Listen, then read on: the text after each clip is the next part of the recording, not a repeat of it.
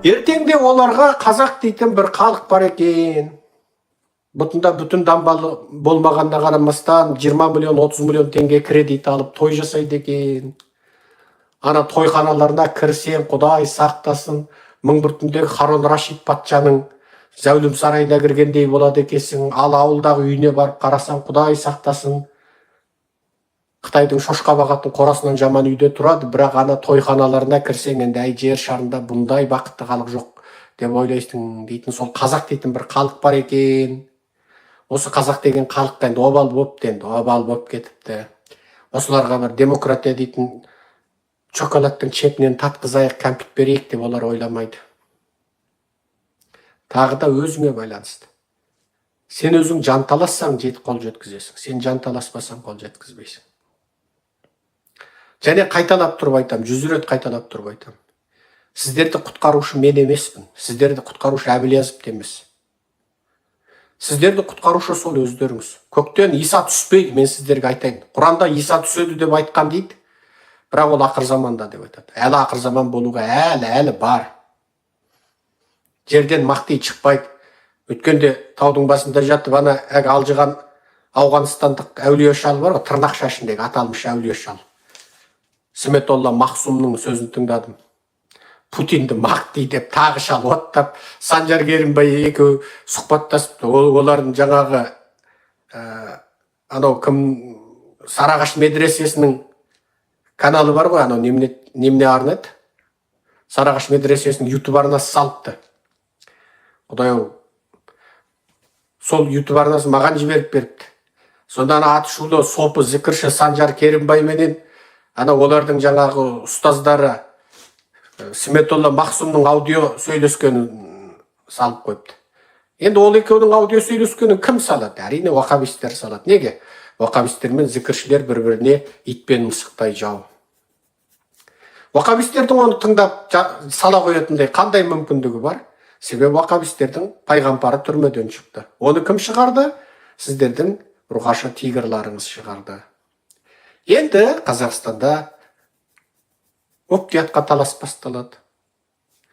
Анау петқоллашылардың Қазақстанға жіберген пайғамбары, анау Қайрат деген көзенек тағатын жігіт бар еді ғой, кім еді аты, фамилиясы, ұмытып отырмын. Ол өткенде ойбай арақ ішіп түрмеге түскен имам туралы жазғанда мұфтият қызметінен кету керек, мұфти кету керек дейді. Неге? Өзі орынбасар мұфтиліктен түсіп қалған. Ал оны мұфтиліктен құлатқан кім? Уахабистер. Ал ол неге мұфтиге өшігіп тұр? Неге? Қазіргі мұфтидің өзі уахабист. Қазіргі Қазақстандағы мұфтидің өзі кәдімгі жасырынған, жалған тәкия жасап жүрген уахабист. Тәкия жасау деген жасырыну деген сөз. Ал енді зікірші сопылар, олар үшінші күш. Таудың басында жатып бір лекция салдым. Естеріңізге айтып салайын. Қазақстанда болашақта төңкеріс болса, саяси көтеріліс болса, үш үлкен діни күш бар дедім. Бірінші күш партиялық, секталық, пирамидалық, қуатты жүйе, аса бай жүйе, қалтасы қалың, адамы көп жүйе, ол уахабистер. Бұлар секта кәдімгі.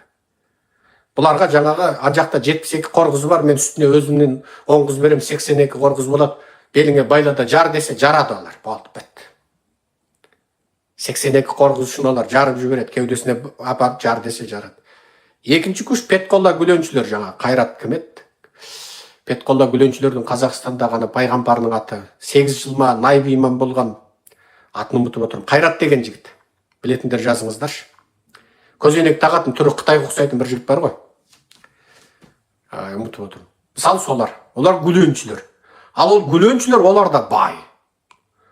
Түріктің байлары, тағы басқа жер жүзіндегі бүкіл гүленнің пирамидасы оларды қаржыландырады. Бүкіл Қазақстандағы Қайрат Жолдыбай, иә. Бүкіл Қазақстанда газет, журнал, медиа, тіпті Назарбаев кезіндегі президент аппараты сол гүленшілердің қолында.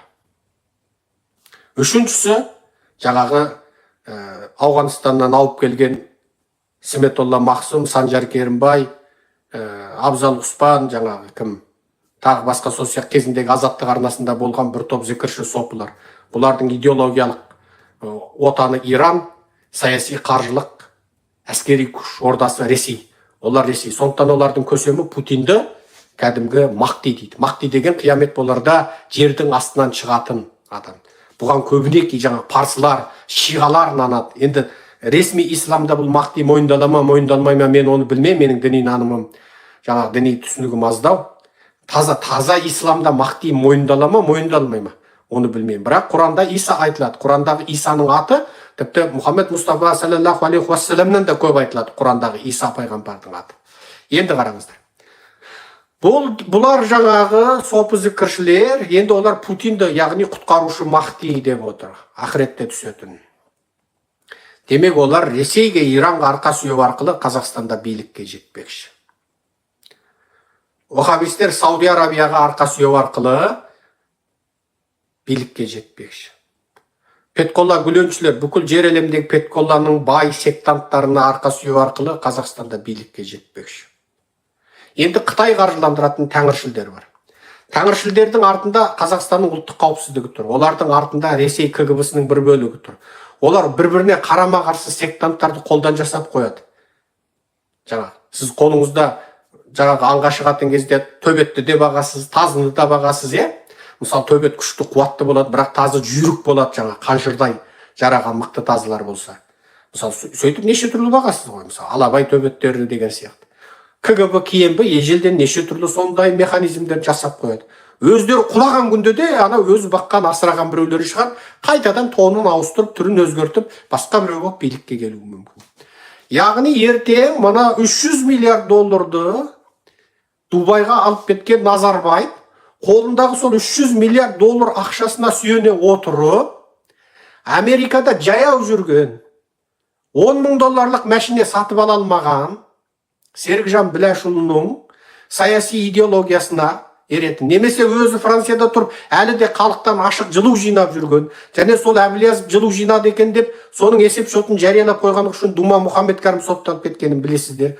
Сол Әбілязовтың артынан ілесушілер құрамы деген демократиялық жүйеге 300 миллиард доллар ақшасы бар Назарбаевтық клан.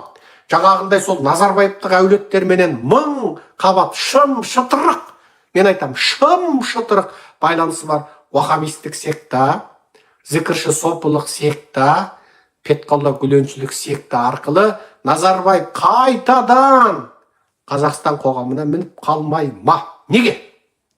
Петқолла гүленшілерді Ердоған бүкіл жер шарынан тұтқындады. Малайзиядан оның секта басын тұтқындап алып кетті.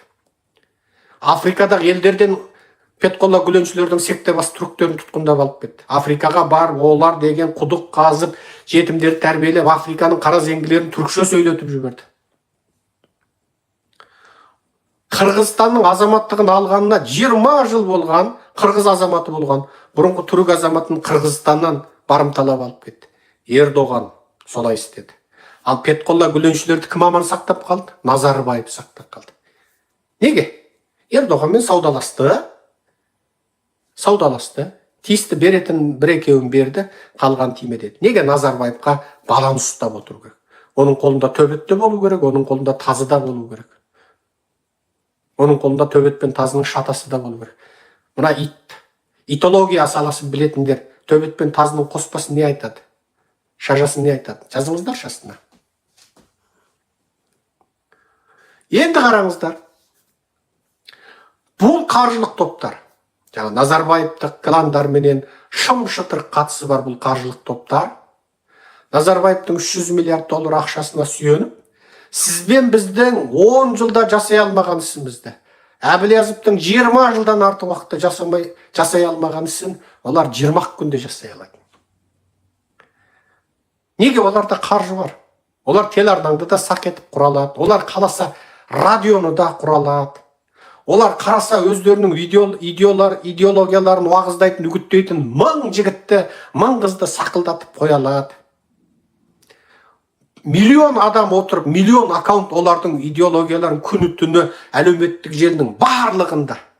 Инстаграмда, ТикТокта, Ютубте, Фейсбукте, Ватсапта, Сигналда, Телеграмда сақылдатып тарады. Миллион адам қаласа ауылда жиып, той-томалақта отырып, тіпті жай жора жолдастар сыра ішіп отырған кезде солардың идеологиясын үгіттей алады. Дәл соны мен істей алам ба? Жоқ. Дәл соны Әбілязов істей ала ма? Жоқ.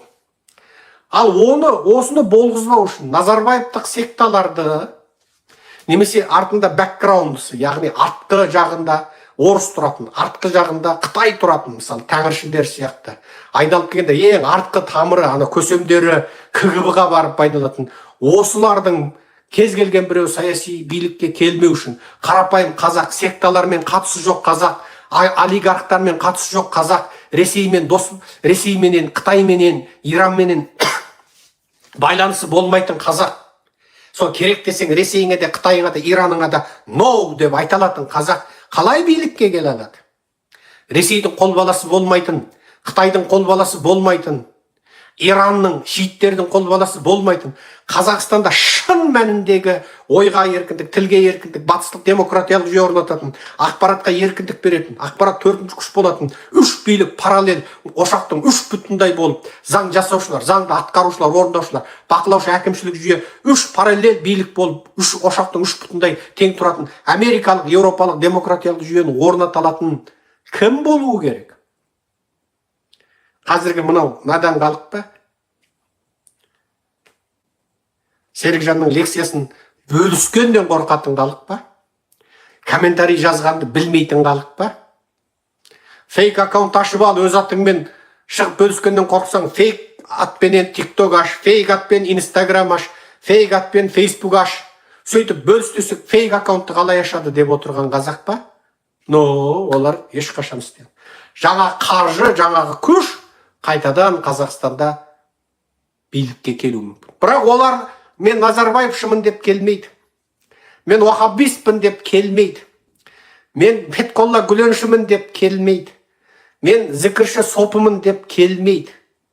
Олар костюм шалбар киеді қайтадан. Қайтадан қылғынып тұрып галстук тағады.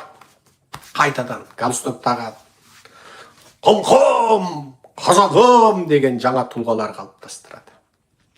Сен ол жаңа тұлғалардың кеше сізбен біз от кешіп жүргенде көрінбеген, бұғып қалған жаңа тұлғалардың сіз кім екенін білмейсіз, оның ақшасы қайдан келетінін білмейсіз. Неге сіз надансыз, сіз топасыз? Сізге біреу қазағым десе болды, сізге жатқа жақсы рахаттанып,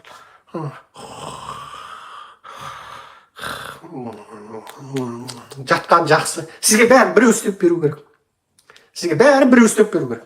Тіпті қаласа, сол бала туғызатын міндетті де біреуге бергіңіз келеді де. Сол әурешілік қой, ана қатынды иіскеу. Қатын жуынып кеш, әтір сеуініп кеш, әуресі. Өзіңізде жуынған әуре. Міне. Сіз сондайсыз. Сіз ерінесіз.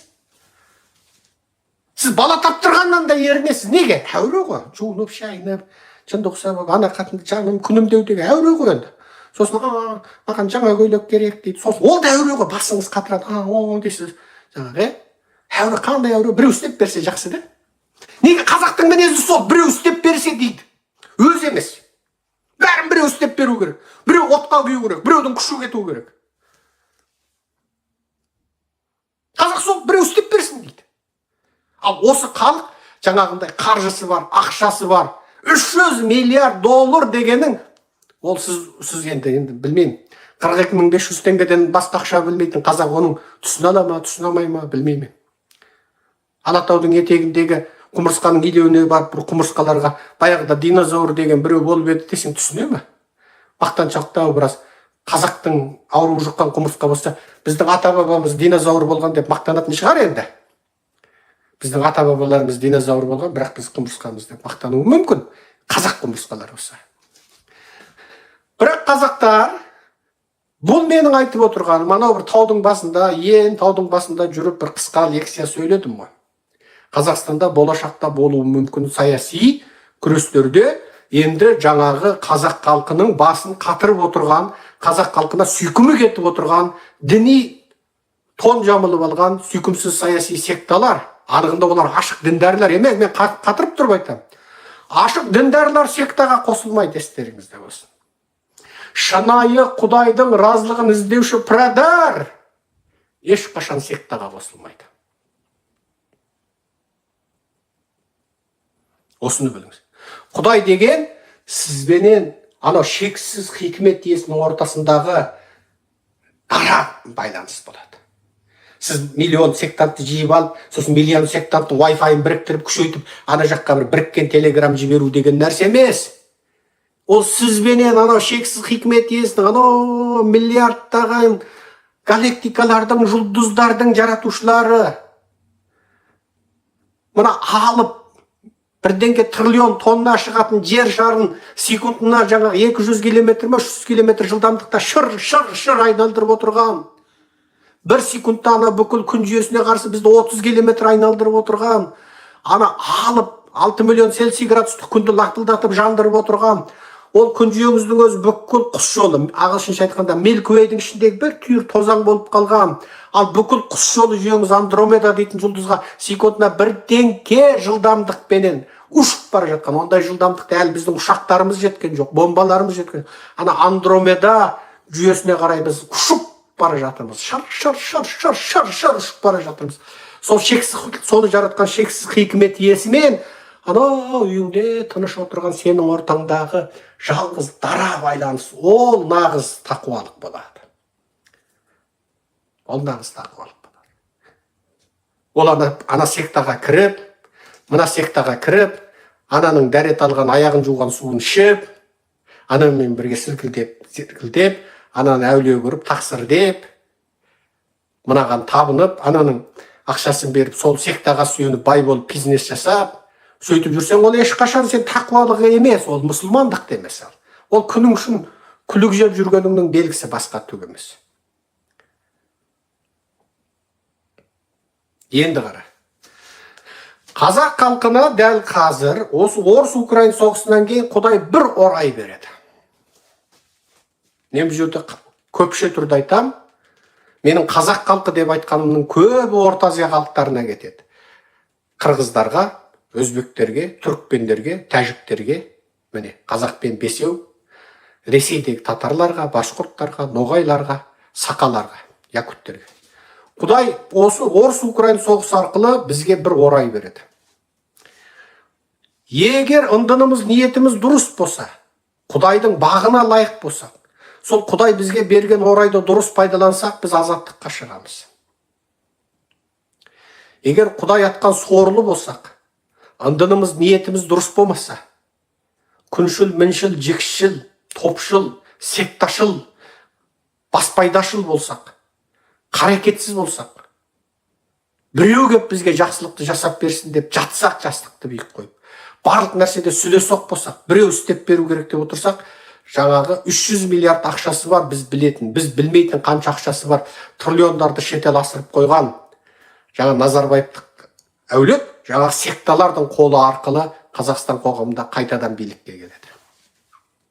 Ол тіке Назарбаевтың билікке келгеннен көріс пышақ сыртындай сәл басында тәуір болуы мүмкін, бірақ ең соңғы пультты ұстап меңгеріп отырушы бәрібір солар болады.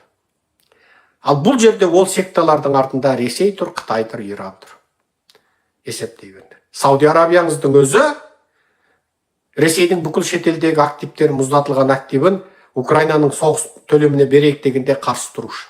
Яғни уахабистердің артында тұрған Сауди Арабияңның өзі бір бүйрегі Ресей мен Қытайға бұрады. Әңгіме осында жатыр.